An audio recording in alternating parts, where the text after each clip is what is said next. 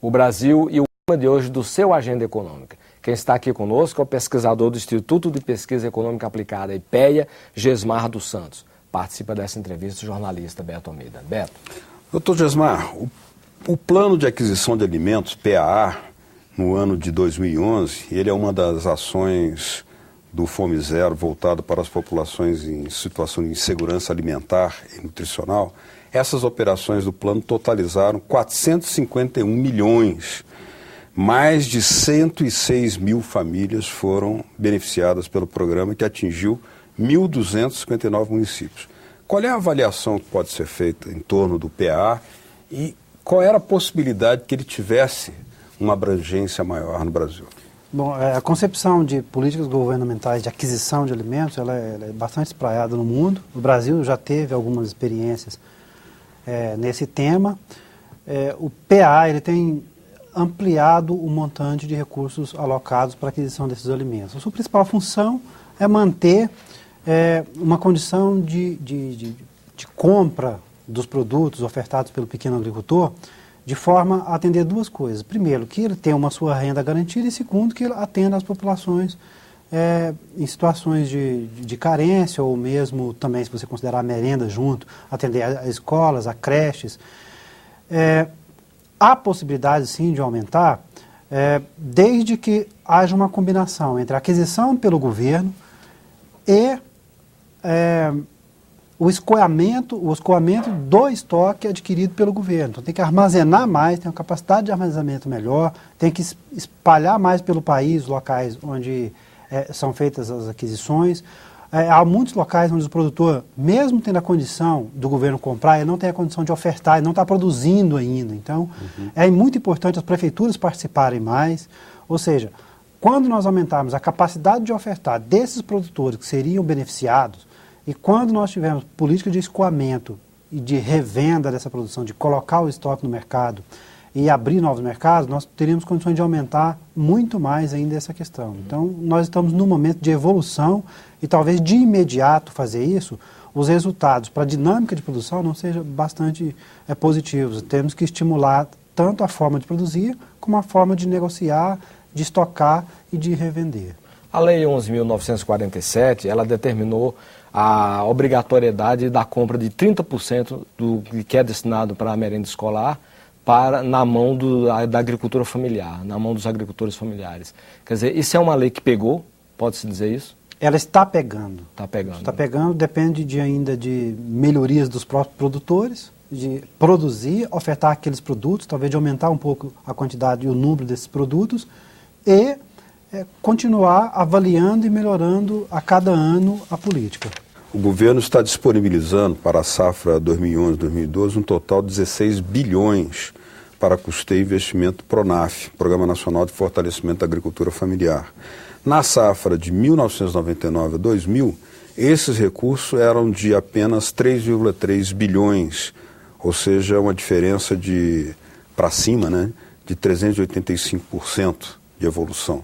Foi uma boa evolução, na sua opinião?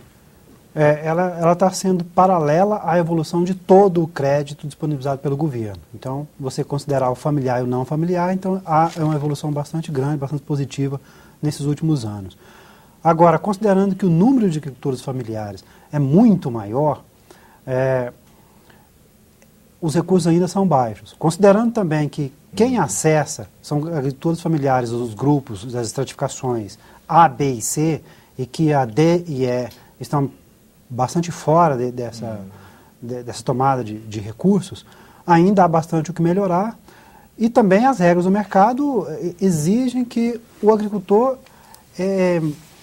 tenha realmente uma condição de simplesmente tomar o empréstimo e pagar. Então a gente tem que em algum momento pensar outro tipo de incentivo, seja com crédito, seja com extensão rural, seja com inserção em mercados, aumentar a capacidade, a cooperativa, a organização dos produtores, para que nós possamos inserir mais produtores com produção significativa.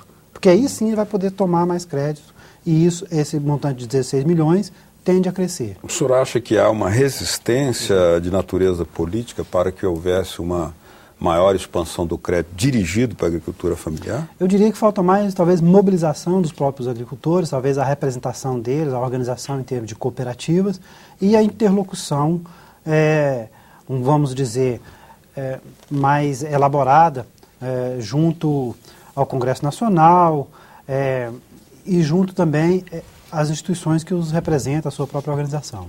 Vamos falar um pouquinho do preço mínimo. O plano de safra, ele previu um aporte, né, de 5,2 bilhões para aplicação dos instrumentos de equalização de preços e aquisição direta dos produtos da AGFs. Né? Muitos agricultores no país se queixam de que não conseguem efetivamente ser protegidos com o mecanismo do preço mínimo. Quer dizer, há muitas flutuações e eles acabam sempre perdendo dinheiro com relação às oscilações do mercado. O que é que falta para o preço mínimo, de fato, garantir uma renda mínima para o produtor? Como você bem expressou, o objetivo da política de preço mínimo é garantir uma renda mínima. Mas, na verdade, o Brasil precisa de garantir uma renda razoável para o agricultor. Então, o conjunto das políticas públicas vai possibilitar, ajudar o agricultor a garantir essa renda razoável. O preço mínimo ele é calculado em função do estoque de cada um dos produtos, da região onde é ofertado o preço mínimo, porque ele pode ser um pouco diferente, dos custos de produção e da quantidade, em termos de expectativa, de produção de cada um dos produtos no país. Então, por exemplo, o governo, em algum momento, ele reduz o preço mínimo, como pode ver no Plano Safra, tem alguns produtos que diminuíram para algumas regiões, aumenta para outros, onde está em dificuldade e tem a garantia.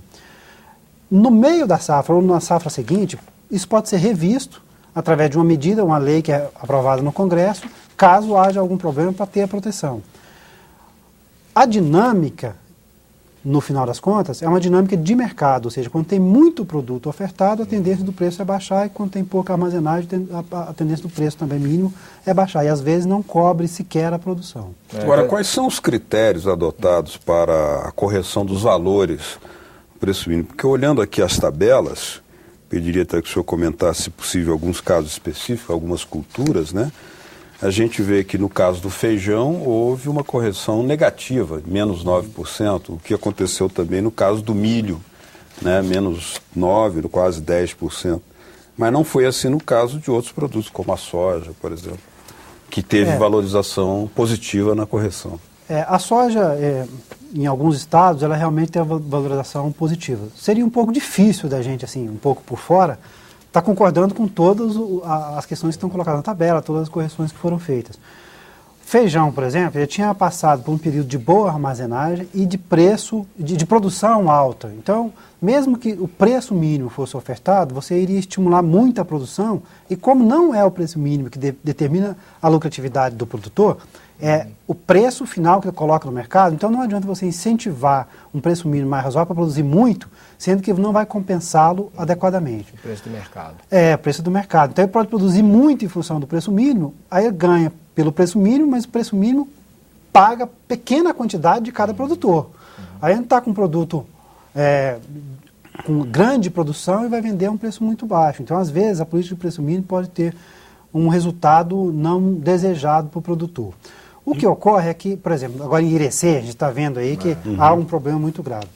O Brasil não pode deixar lá o produtor, eu dei o exemplo de Irecê, mas tem produtor também que planta mandioca, que planta banana, laranja e outros produtos, que está com dificuldade em função da seca. Não é só a política do preço mínimo que iria resolver isso. Então, o que vai resolver é um conjunto de medidas de socorro aos produtores em momentos como esse. Um deles é o seguro rural e outros são medidas emergenciais de subsídio, subvenção, inclusive, que o governo, eu creio que vai olhar isso aí no momento correto. Falar um pouquinho de seguro agrícola. Os limites fixados para o seguro na safra 2011-2012 foram de R$ 96 mil para o setor agrícola, R$ 32 mil para a pecuária, R$ 32 mil para a modalidade florestas e R$ 32 mil para a modalidade aquícola. O valor máximo subvencionável foi de R$ 192 mil. Alguns analistas afirmam que o seguro agrícola no Brasil, na verdade, segura os bancos envolvidos no crédito agrícola e não segura o produtor. Esses analistas têm razão? Olha, eles têm razão em parte. Inclusive, o IPEA está fazendo um estudo conjunto com o Ministério da Agricultura para fazer uma análise, comparar como é isso em outros países e ver como tem sido a trajetória, tanto do seguro como o prêmio, que é a ajuda do governo para formar a apólice do seguro. mesmo tendo crescido bastante, ainda atinge uma parcela muito pequena dos produtores, basicamente são produtores de soja e alguns outros cultivos do sul, da região sul, e de regiões onde realmente o produtor sente a necessidade de fazer o seguro, porque há riscos climáticos, inclusive no Rio Grande do Sul, principalmente no Paraná. E realmente, quando há contingenciamento, que tem sido uma realidade esse ano, me parece, realmente você bloqueia aquela trajetória de aumento crescente que vem dos outros anos dos valores do seguro. Bom, alguém senta o banco, porque realmente para o banco ele tem a carteira, o governo vai ajudar a pagar, o risco é muito baixo para o caso dos bancos, há o resseguro. Então, estamos em avaliação e espero que o Brasil possa socorrer mais agricultores e ofertar mais seguro, que é necessário sim aumentar a oferta de seguro para o Brasil. Doutor Josmar, e o caso da agroenergia? Já que a cana-de-açúcar se consolidou como a segunda maior fonte de energia, depois do petróleo, 18,2%, né? Como que o senhor analisa a evolução desse setor de agroenergia no Brasil em geral e o atraso que vem se registrando no caso da produção específica do biodiesel, que foi anunciado pelo presidente Lula que seria a alavanca para incluir o pequeno produtor, mas parece que não se revelou assim. Primeiro vou falar da cana-de-açúcar, né, do etanol, que é um produto brasileiro já de mais de 40 anos, que tem uma larga escala de produção, né? Parou na década de 90, voltou em 2003 com os carros flex, e os carros flex aumentaram em número e em demanda por combustível muito mais do que a capacidade de produzir. Então, enquanto os carros aumentaram 20 vezes, a produção total aumenta o dobro a cada ano, de 2005 para cá, se for fazer pela média. Então, é impossível acompanhar o crescimento da demanda, ponto 1. O ponto 2 é que a produção é bastante complexa, os retornos para a agricultura não são gigantescos, e a dificuldade de integração agricultura e indústria, em certos momentos onde o preço do petróleo tem se mantido quase constante, é difícil a gente produzir álcool com uma produtividade e sendo comparável ao preço do petróleo. Então, essas questões estão bastante ligadas. Um pouco da capacidade de produzir retida é devido a isso. O biodiesel realmente ainda está na cadeia inicial, precisamos de novas matérias-primas, precisamos de inserir a produção no Nordeste e no Norte, não podemos ser tão dependentes da soja. E são esses os problemas principais. Mas houve um recuo, né, no biodiesel. A gente olhando assim, houve um entusiasmo inicial, o presidente Lula na época anunciou que ia ser uma coisa bombástica, ia pegar os pequenos, ia dar oportunidade, e parece que o governo recuou, houve o que aconteceu?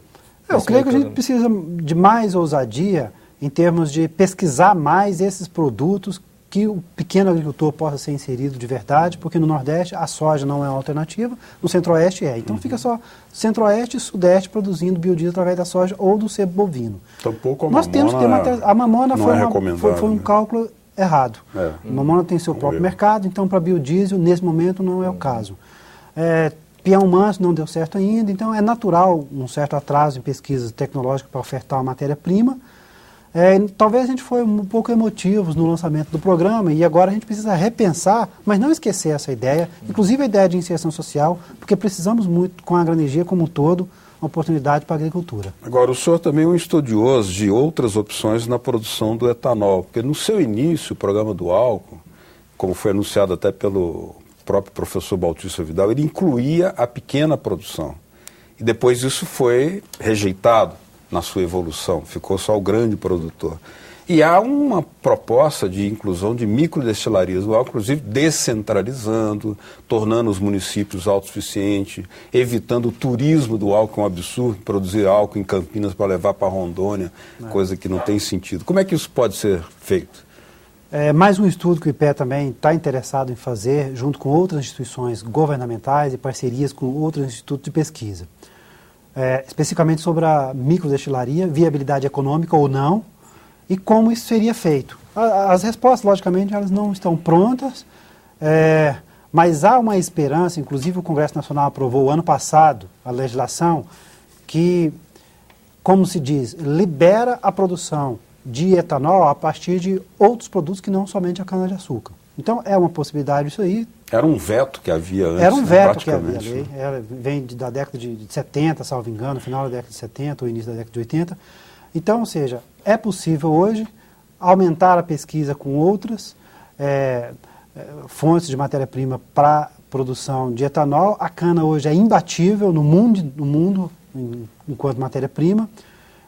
Se a política for para incentivar a inserção de pequenos agricultores, tem que ser bem pesquisado para ver que condição seria essa e talvez teria que se mexer em regulação, não é uma questão simples. Esse passeio, para se acabar com ele, teria necessidade de outra estrutura de fiscalização, de verificação de que qualidade chegaria, teria que desatrelar da cadeia de distribuição de petróleo, seria...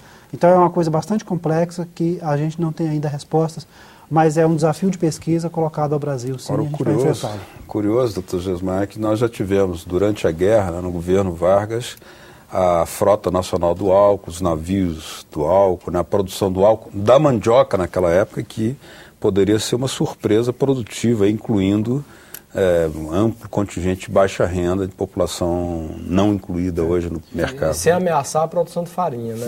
Não, com certeza. Senão Eu o Nordeste se levanta, né? Sem ameaçar a produção de farinha, de arroz, de milho e de outras matérias-primas para biocombustíveis em qualquer momento que isso é possível fazer. Bom, em ciência e em pesquisa econômica também, o que não se pode é descartar possibilidades. O que não é dado hoje pode ser no futuro. Algas, começou-se a pesquisar para biodiesel na década de 70. Parou-se, no caso do Brasil, está se retornando agora. Mandioca também parou porque a cana-de-açúcar é uma maravilha de produção, então atendeu a certas coisas. Se nós mudarmos os objetivos, outras fontes, outras pesquisas temos que fazer e verificar a resposta dentro de um outro modelo econômico que atenda o mercado, a oferta e também a demanda, né? E a Agenda Econômica fica por aqui. Se você tiver críticas ou observações ao nosso programa, entre em contato conosco pelo nosso portal www.senado.gov.br/TV. Você poderá também fazer download ou cópia deste e de outros programas da TV Senado. Para saber mais sobre o Plano de Safra em vigor, entre no site do Ministério da Agricultura e Pecuária e Abastecimento, www.agricultura.gov.br. Nós agradecemos a entrevista e as informações que nos foram prestadas pelo técnico de Planejamento e Pesquisa do Instituto de Pesquisa Econômica Aplicada, IPEA, Gesmar dos Santos. Agradecemos também a participação do jornalista Beto Almeida. A você de casa que nos acompanhou, muitíssimo grato pela sua audiência. E até o próximo Agenda Econômica. Até lá.